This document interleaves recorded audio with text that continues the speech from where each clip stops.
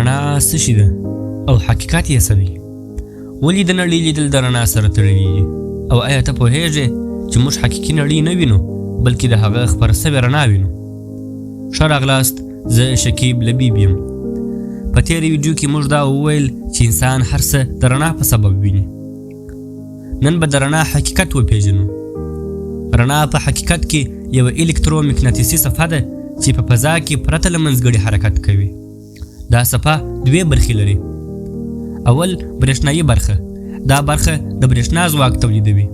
دوهم مقناطیسي برخه، دا برخه مقناطیسي ځواک تولیدوي. دغه دوې برخې یو پر بل عمودي موقعیت لري. د دې مطلب دا دی چې رڼا په فضا کې داسې تګ کوي لکه څپې، او همدارنګه رڼا د څپو د دې خاصیت له امله د جذب او دفعي ځانګړتیاوې هم رامنځته کوي. دا څپه په ډېر چټکۍ سره د خپل جهت په لور حرکت کوي. دا حرکت ته موږ د رڼا سرعت وایو. رڼا په کائناتو کې تر ټولو چټک حرکت لري.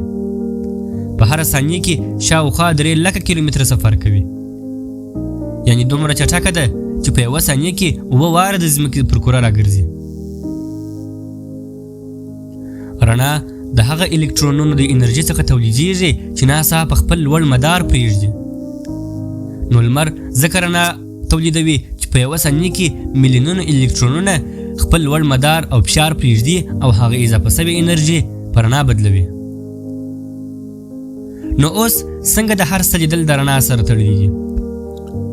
کله چې رڼا د یوې سرچینې څخه خپره سي او پر یو څیز ولګېږي، انعکاس یې زموږ سترګو ته رسېږي.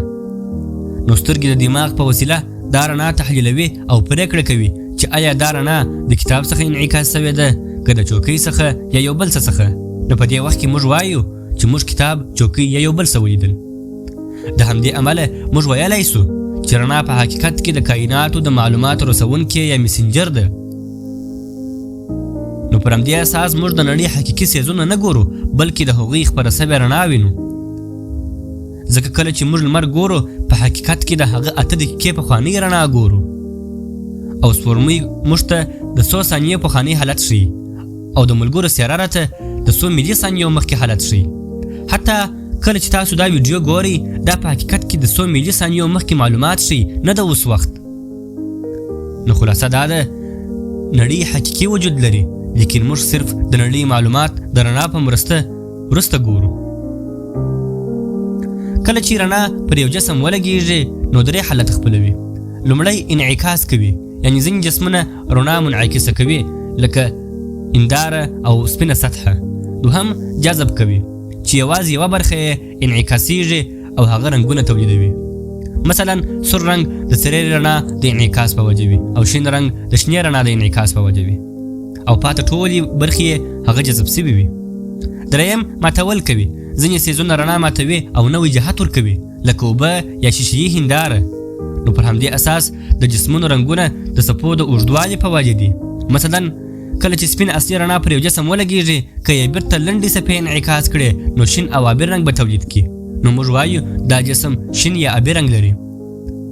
او که یې اوږدې څپې انعکاس کړي نو سور او نارنجي رنګ به تولید کړي. نو موږ وایو دا جسم سور یا نارنجي دی.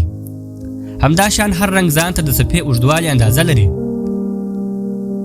اوس ستا څخه پوښتنه کوم، آیا داسې څه دي کتلي چې هغه په هغه وخت کې وجود نه لري؟ یعنی هغه په هغه وخت کې له منځه تللی وي او تاسو ته یې وروسته معلومات را رسېدلي وي، یعنی تاسو وروسته د هغه رڼا لیدلې وي.